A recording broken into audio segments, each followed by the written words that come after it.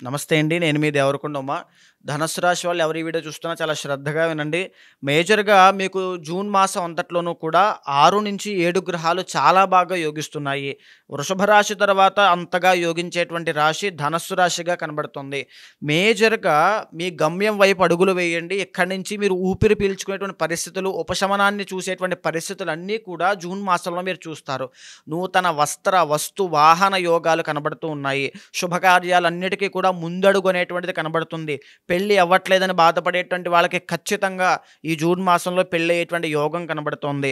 ఎవరైతే ఉమ్మడి వ్యాపారము పార్ట్నర్‌షిప్‌లో వ్యాపారం చేస్తుంటారో వాళ్ళకి లాభాలు కనబడుతూ ఉన్నాయి. ఆరోగ్య సమస్యలతోనూ, రుణ బాధలతోనూ ఇబ్బంది పడేటువంటి వాళ్ళకి ఉపశమనం కనబడుతోంది. బెస్ట్ ట్రీట్మెంట్ కూడా మీకు దొరికే అవకాశములున్నాయి. నృత్య, గీత, వాద్యాది రంగాలు, కళారంగము, సినీ, నాటక కళారంగాల్లో వ్యవహారం చేసే వాళ్ళకి అందరికీ కూడా శుభ పరిణామాలు కనబడుతున్నాయి. చిరు వ్యాపారస్తులకి, చేతి వృత్తి వ్యాపారం చేసుకునే వాళ్ళందరికీ కూడా మంచి శుభ ఫలితాలు కనబడుతున్నాయి. జాగ్రత్తగా ఉండాల్సిన అంశములు ఏంటి అంటే డబ్బు మీ చేతి నుంచి బయటికి వెళ్ళిన తర్వాత మళ్ళా తిరిగి రాదు. అప్పు ఇవ్వద్దు, అప్పు పుచ్చుకోవద్దు. ఎస్పెషల్లీ ఈ మాసంలో. తరువాత 4వ స్థానంలో శనైశ్వర సంచారం మూలాన ప్రతి పనిలోనూ జాప్యం అవ్వడము, బద్ధకము, నిర్లక్ష్యము పెరగడము ఇవి ఖచ్చితంగా మీ యొక్క లైఫ్‌లో మీరు గమనించాల్సినటువంటి అంశములు, జాగ్రత్త పడాల్సిన అంశములు కూడా.